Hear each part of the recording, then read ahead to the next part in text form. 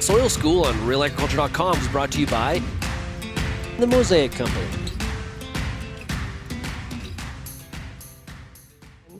Brittany Warner here with RealAgriculture.com. Welcome back to another episode of our Soil School, joined now by Ken Wall. He's a grow team advisor for Federated Co-operatives Ltd. How's it going today, Ken? Great. Great. We're talking all about soil pits today, doing a little bit of digging. First and foremost, for our viewers and listeners, how do you properly dig a soil pit?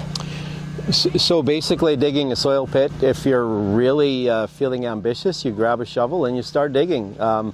And basically, you want to get down to the parent material. So however deep your soil profile is, that's how deep you want to go. In this case, we're about 2 or 2.5 feet.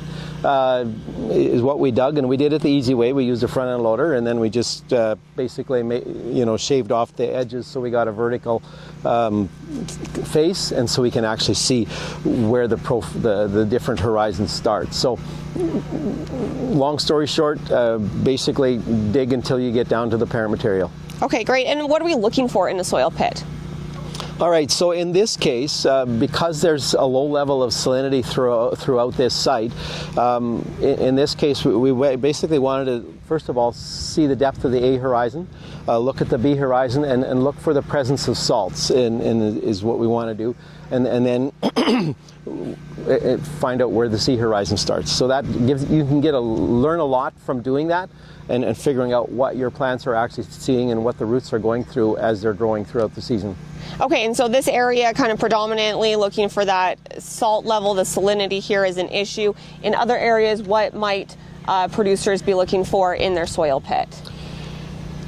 So when you're doing your soil sampling, typically you go 0 to 6, and so you're measuring your first depth, and then usually 6 to 12 or 6 to 18, depending on what you have to do the soil sampling. So it's really important to know where your A horizon starts, where the B horizon starts, because your A horizon is where you've got all your organic matter. That is a horizon that was formed by basically your climate, by the precipitation and the amount of different vegetation that you had growing here since the last ice age. So really important to know where that depth is. So if you're taking a sample 0 to 6 and you've only got an A horizon down to 4 inches, you're probably going to over or underestimate the amount of organic matter you've actually got in that horizon. So in that case, you may want to make that top depth maybe a little bit shallower. Sure, and then what decisions does this kind of adjust farther down the road for producers by knowing kind of what those levels are, those horizons? Yep. What can that indicate for them to do for future applications throughout the growing season, etc.? It's especially in the Southwest, it's also important to know. So for example, you've got an area where the plants maybe aren't growing as good as they are in the rest of the field. Digging a pit will show you things that are going on. For example, in this area, we can actually see the salt crystals. We can see the calcium and magnesium sulfates in that B horizon. We can see that the flecks are there, and then we go down into the parent material. We can actually see the gypsum crystals and see the presence of these salts, which as the soil becomes wet through a heavy rain event or whatever, will go into soil solution and will maybe move around a bit in the soil. And here we can see that they really haven't been flushed out. They are fairly close to the surface, which is why we're having the effects on the plants. So you can learn a lot of things about a soil based on what you see in a pit. And how often should farmers be digging these soil pits? And are we talking every field, multiple spots in each field? What's kind of the parameters that way? So typically within regions,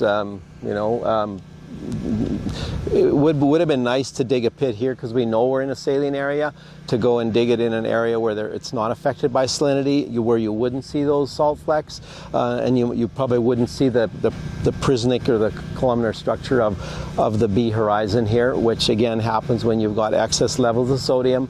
The sodium attaches to the soil, to the soil exchange sites, and it actually disperses the clay, and then the clay starts to get leached down and whatever. So, so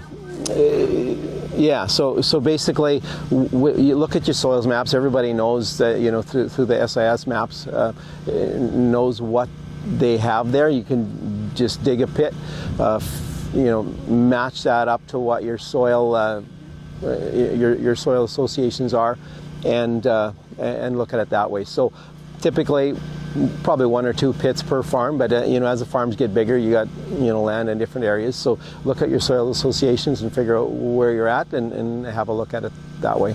Great, thanks for your time today, Ken. All right.